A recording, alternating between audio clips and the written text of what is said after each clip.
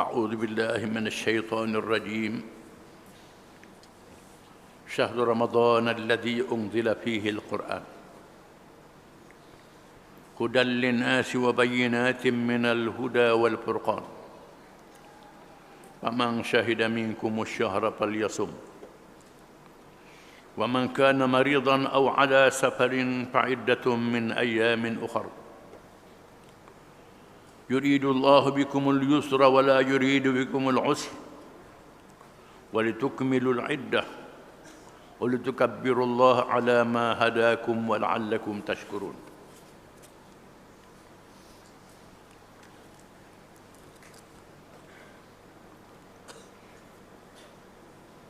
Masa yang diwajibkan kamu berpuasa itu ialah bulan Ramadan, yang padanya diturunkan Al-Quran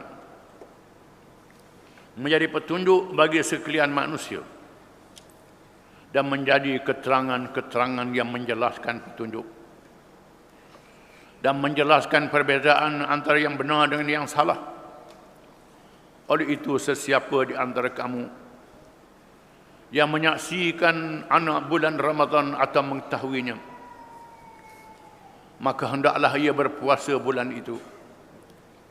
Dan sesiapa yang sakit atau dalam musafir, maka bolehlah ia berbuka, kemudian wajiblah ia berpuasa sebanyak hari yang ditinggalkan itu pada hari-hari yang lain. Dengan ketetapan yang demikian itu, Allah menghendaki kamu beroleh kemudahan dan ia tidak menghendaki kamu menanggung kesukaran. Dan juga supaya kamu cukupkan bilangan puasa sebulan Ramadan, dan supaya kamu membesarkan Allah kerana mendapat petunjuk, dan supaya kamu bersyukur. Ayat ini menyatakan kelebihan bulan Ramadan, bulan yang ditetapkan wajibnya puasa yang menjadi rukun Islam. Mengapa Allah Ta'ala pilih wajib puasa bulan Ramadan? Kerana bulan ini mempunyai kelebihan yang tidak ada pada bulan-bulan yang lain. Dinyatakan kelebihannya, Syahrul Ramadan alladhi unzila fihi al-Quran. Bulan Ramadan ialah bulan yang diturunkan padanya Al-Quran. Quran adalah kalam Allah, kitab Allah Subhanahu wa taala yang mulia, yang jadi mukjizat pada Nabi akhir zaman Muhammad sallallahu alaihi wasallam. Mengikut riwayat Imam Ahmad, bulan Ramadan dipilih Allah Ta'ala turunkan kitab-kitab Allah sebelumnya. Diturunkan Suhuf Ibrahim, diturunkan Taurat, diturunkan Zabur, diturunkan Injil pada bulan Ramadan. Semua kitab-kitab Allah diturunkan pada bulan Ramadan. Diriwayatkan dalam hadis-hadis yang banyak. Kitab-kitab yang lain diturunkan sekaligus pada bulan Ramadan, diturunkan sepenuhnya. Adapun Al-Quranul Karim diturunkan sepenuhnya dari Lauh Mahfuz ke langit dunia, Baitul Izzah, dibawa ke langit dunia. Kemudian diturunkan mengikut sebab-sebab yang berlaku dalam masa 23 tahun. Diturun berpengangkat beberapa ayat, disempurnakan dalam masa 23 tahun. Fala uqsimu bimawaqi'in nujum wa innahu laqasamun law ta'lamuna 'azim innahu laqur'anun karim fi kitabin maknun la yamassuhu illa al-mutahharun tanzilun min rabbil alamin. Surah surah Sajdah, surah Waqi'ah. Maka demi aku bersumpah bimawaqi'in nujum, dengan tempat jatuhnya tempat letaknya bintang-bintang cakrawala. Ulama mengatakan Allah Ta'ala turunkan daripada mawaqi'un nujum, mengikut sebab-sebab yang berlaku di kalangan sahabat. Pertanyaan-pertanyaan orang kafir terhadap Nabi sallallahu alaihi wasallam, sebab-sebab yang berlaku untuk beri semangat, diturunkan seayat demi seayat, beberapa ayat, 4-5 ayat. Tak diturunkan sekaligus, diturunkan mengikut sebab-sebab yang berlaku, kerana menjadi lebih berkesan pada sahabat radhiyallahu anhum. Walaupun orang kafir duduk main-main, wa qala alladhina kafaru laula nuzila hadzal qur'an jumlatan wahidah kadzalika linuthabbita bihi fuadak wa rattalnahu tartila wa la ya'tunaka bimithli illa ji'naka bil haqq wa ahsana tafsira. Surah Al-Furqan. Dan berkatalah orang-orang kafir, mengapa Quran tidak diturunkan sekaligus? Allah Ta'ala kata begitu untuk kami tetapkan Quran dalam hati kamu, dan kamu membaca dengan bacaan yang baik. Membaca dengan baik, baca beberapa ayat, tak baca sekaligus. Sahabat-sahabat menerima bacaan itu dengan baik, dengan tajwid, dengan makhraj huruf yang baik, dibaca secara sederhana, dan beberapa ayat dia datang membawa kebenaran daripada Allah Subhanahu wa taala dengan huraian yang sebaik-baiknya. Allah Taala turunkan Quran secara berperingkat, tak diturunkan sekaligus. Diturunkan semua ke Baitul Izzah pada malam Lailatul Qadar. Itu riwayat yang lebih kuat. Dinyatakan oleh Quran, inna anzalnahu fi lailatul qadar. Sesungguhnya kami turunkan Quran pada malam Lailatul Qadar. Inna anzalnahu fi lailatin mubarakah. Sesungguhnya kami turunkan Quran pada malam yang sangat diberkati. Diturunkan dari Lauh Mahfuz ke langit dunia. Hudal linnas. Quran itu menjadi petunjuk kepada manusia. Kamu minta tiap-tiap rakaat semayang, ihdinas siratal mustaqim. Tunjuklah kami jalan yang betul, wahai Tuhan, tiap-tiap rakaat semayang. Jalan yang betul itu dalam Quran. Hudal linnas, petunjuk kepada manusia. Kalau nak tahu petunjuk yang benar, baca Quran, fahami Quran. Wa bayyinatin minal huda, dan keterangan-keterangan daripada petunjuk. Ada petunjuk yang tidak jelas, maka Quran menerangkan dengan huraian-huraian dalam ayat-ayat yang berikutnya. Diturunkan jelas. Contohnya, ihdinas siratal mustaqim. Tunjukkanlah kami jalan yang betul. Apa jalan yang betul itu? Siratal ladzina an'amta 'alaihim. Jalan orang-orang yang engkau telah beri nikmat ke atas mereka. Siapa mereka itu? Disebut dalam surah yang lain. Ulaika alladzina an'ama Allahu 'alaihim minan nabiyyin was-siddiqin wasyuhada'i was-salihin. Orang-orang yang Allah beri nikmat pada mereka ialah nabiyyin, nabi-nabi. As-siddiqin, orang yang membenarkan nabi. Syuhada, orang yang mati syahid, yang mati dalam perjuangan. Salihin, dan orang-orang yang saleh. Ghairil maghdubi alaihim. Bukannya jalan yang dimerkai ke atas mereka, bukan jalan Yahudi yang Tuhan mereka, atau mereka yang seperti Yahudi, yang tahu perkara yang benar, tak ikut perkara yang benar. Itu al-maghdubi alaihim, orang Yahudi. Kalau ada orang Islam juga, dia tahu, dia alim, dia pandai, tak ikut apa yang dia tahu, itu al-maghdubi alaihim. Itu bukan jalan yang betul, jalan yang salah. Jangan ikut mereka yang tahu tapi tak beramal dengan apa yang dia tahu, tak berjuang dengan apa yang dia tahu. Jangan ikut. Ini al-maghdubi alaihim. Ad-dhalin, mereka yang sesat, yang tak tahu apa-apa, tak erti apa. Ada juga yang tak erti apa, tapi buat macam erti, buat macam tahu, tak tahu kahla. Jangan ikut. Itu bukan jalan yang betul. Dihurai dalam Quran. Wal furqan, dan Quran juga adalah furqan yang membezakan di antara perkara betul dan perkara salah. Kalau kamu berkelahi, kamu berbalah, kamu selisih faham dalam apa-apa perkara saja, balik pada Quran. Quran menerangkan yang betul dan salah, menerangkan halal dan haram, menerangkan hukum yang adil dan hukum yang zalim. Semua dalam Quran. Semua yang ditunjuk Quran adalah adil, adalah benar, membawa kebaikan kepada manusia. Yang berlawan dengan Quran, semuanya salah, semuanya sesat kalau bercanggah dengan Quran. Adalah zalim. Kita nampak molek macam mana pun, kalau bercanggah dengan Quran, jawab dia zalim. Walaupun kita nampak molek macam mana sekalipun. Kena faham betul-betul. Itulah Quran yang diturunkan di bulan Ramadan.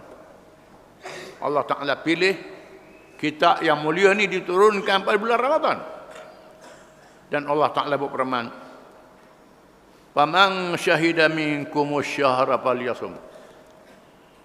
Maka sesiapa kalangan kamu yang menyaksikan Ramadan, hendaklah dia berpuasa. Ayat ini menasahkan ayat yang dahulu. Ayat yang dahulu, "Faman kana minkum maridan aw ala safarin fa'iddatun min ayamin ukhra."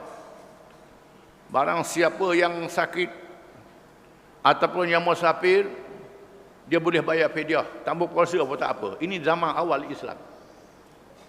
Allah Ta'ala tak turun sekaligus. Pada permulaan diwajibkan puasa itu, orang yang berasa tak mau puasa boleh bayar sedekah. Buat pilihan itu saja. Bila turun ayat ini maka diwajibkan, tak boleh lagi. Semua kena puasa. Kecuali mereka yang diizinkan oleh Allah Subhanahu Wa Taala. Yang Allah Taala benarkan. "Wa man kana maridan aw ala safarin fa iddatun min ayamin ukhra." Barang siapa yang sakit ataupun musafir, hendaklah dia mengqada pada hari-hari yang lain. Disuruh qada pada hari-hari yang lain. Ayat ini menjadi perbincangan yang hangat di kalangan para ulama. Adakah musafir dan sakit itu boleh dibuat pilihan untuk berpuasa dan tidak berpuasa? Ada ulama mengatakan ayat ini membenarkan mereka yang musafir jauh, takut penat musafir, tak jadi salah. Ada ulama mengatakan begitu, tak jadi salah. Kalau dia berbuka puasa dengan syarat dia qada pada hari yang lain. Ini pendapat jumhurul ulama, pendapat kebanyakan para ulama radhiyallahu anhum.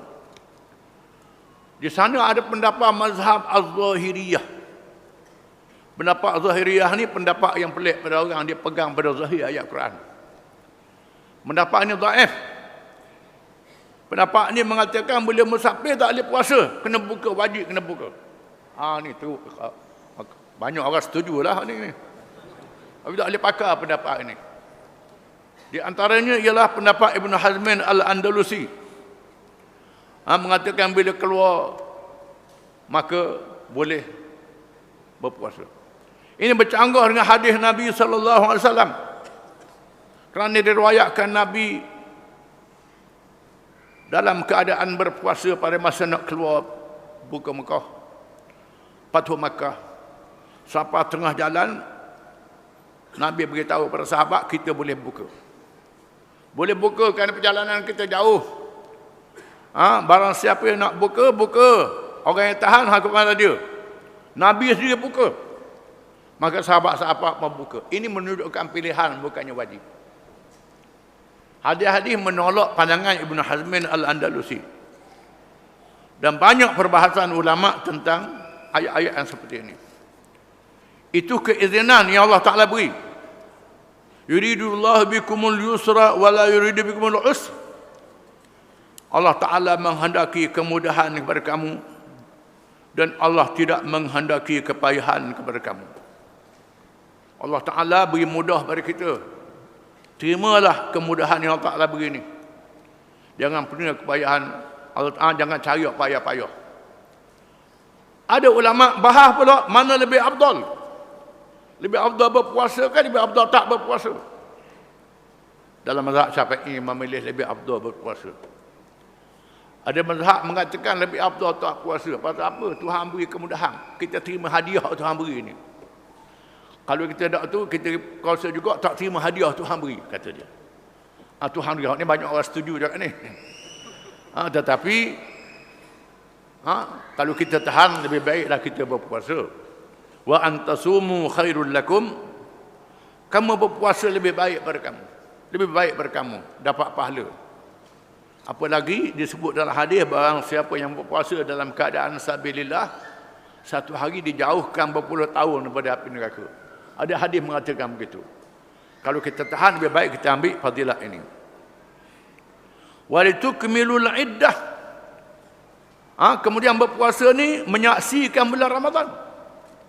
Nabi kata sumu li ru'yatih wa abtiru li ru'yatih. Fa in ghumma 'alaikum fa akmilu 'iddata sya'ban 30 yauma. Berpuasalah kamu dengan melihat anak bulan, dan berhari-harilah kamu dengan melihat anak bulan. Sekiranya dikelamkan pada kamu tak nampak anak bulan, sempurnakan Syaban 30 hari. Di sini terdapat perbahasan panjang kalangan ulama. Adakah boleh pakai hisab? Hisab palak boleh pakai ke tidak? Ada ulama mengatakan boleh pakai hisab palak. Hisab palak ni pun termasuk dalam kiraan yang betul dengan alat-alat yang moden. Kalau kita tahu hisab palaknya anak bulan tu zahir, maka boleh berpuasa tak jadi salah. Kalau ikut palaknya anak bulan tu tidak zahir, ahli-ahli palak dia tahulah bahawa kalau matahari dekat sangat, jatuh matahari lepas tu jatuh bulan dalam masa beberapa saat saja, dah tentulah tak nampak anak bulan itu. Mengikut hisabnya anak bulan tak nampak, maka tak boleh puasa. Ini palak. Ada orang pakai akal bukan palak pun tak tahu, tak pernah dalam jadah, tak tahu apa. Ini kena ahli dia betul. Orang yang pakar dalam ilmu palak, dia tengok daripada awal bulan. Bulan ni jauh mana matahari dengan bulan. Jauh mana dia jarak. Dia tahu jaraknya, dan matahari jatuh pukul berapa, anak bulan jatuh pukul berapa dia tahu. Mengikut hisab, dia kaji seperinci. Kalau kajian dibuat cara terperinci, ada ulama mengatakan tak jadi salah pakai hisab, tak jadi salah. Ada negeri balah. Negeri kita tak balah, sikit-sikit saja. Negeri balah. Ada negeri kampung ni puasa hari lain, kampung ni puasa hari lain. Sebab dah nampak 6 bulan balah. Ada pakai hisab, tak pakai hisab. Hari raya pun balah juga. Jangan balah masalah ni. Sepatutnya kita bersatu dalam perkara ini. Kena bersatu dalam perkara ini. Kita dengar pandangan ulama yang membuat pandangan yang resmi. Kita pakai. Jangan balah. Selalu orang kafir tengok pelik orang Islam ni. Dan kita kena sedar, Islam tak bercanggah dengan ilmu-ilmu moden. Pendapat yang paling dipilih pakar belaka. Hisab pun pakar, tengok pun pakar. Dua-dua pakar belaka. Dua-dua pakar. Di mana pakar hisab dan ditengok dengan mata, dengan teropong. Kebanyakannya kalau hisab mengatakan berapa derajah, gelicir dia dengan parah laut atau bumi dia, tepat dengan hisab itu. Tepat. Itu boleh pakar, tak ada masalah.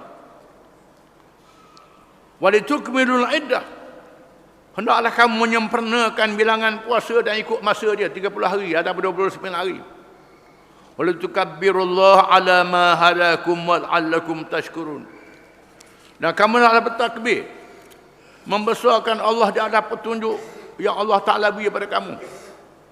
Membesarkan Allah, memuliakan Allah dengan kelebihan yang Allah Ta'ala beri pada kamu. Mengikut jumhur ulama, bila habis hari raya, macam habis semayang, macam habis ibadat-ibadat, disunatkan kita bertakbir, kita bertahmid dan kita bertahlil dan kita berdoa. Disunatkan apa-apa sahaja ibadat. Sebagaimana lepas semayang, disunatkan kita berzikir, berdoa, bertahlil, bertakbir, bertasbih, itu sunat. Begitu juga ibadat puasa. Bila habis puasa hari raya disunatkan takbir. Disunatkan bertahmid, memulia membesarkan Allah Ta'ala. Macam lepas haji begitu juga. Ayat ini, ayat suruhan sunat, bukan suruhan wajib. Tapi mazhab az-zahiriyah, mazhab tadi tu, hak kata kena buka tadi. Kena buka. Sebab tuan kata kalau musafir kena buka. Mazhab zahiriyah ni, takbir wajib. Kalau takbir berdosa, dia kata. Tuhan kata. Dia pakai wajib. Takbir raya ni wajib, kata dia. Mazhab Hanafi, takbir hari raya Idul Fitri saja wajib. Idul Adha, sunat. Disunatkan. Idul Adha tak berapa sunat. Kan duduk sibuk nak gerbang. Duduk sibuk hal-hal lain. Sibuk dengan kerja-kerja lain, kata mereka. Di sisi jumhur ulama, sunat belaka. Takbir hari raya haji, takbir hari raya puasa, sama-sama sunat. Cuma takbir hari raya haji ada takbir muqayyad dan takbir mutlak. Takbir mutlak ni ialah sebaik saja jatuh matahari diketahui berlakunya hari raya besok, sunat takbir sehinggalah sampai sembahyang hari raya. Itu takbir mutlak. Hari haji dan hari puasa. Takbir muqayyad pada hari raya haji sahaja. Iaitulah selepas sembahyang raya selesai, maka disunatkan takbir tiap-tiap lepas sembahyang sehingga asar hari tasyrik. Asar hari yang ke-13 bulan Zulhijjah. Wallahu a'lam.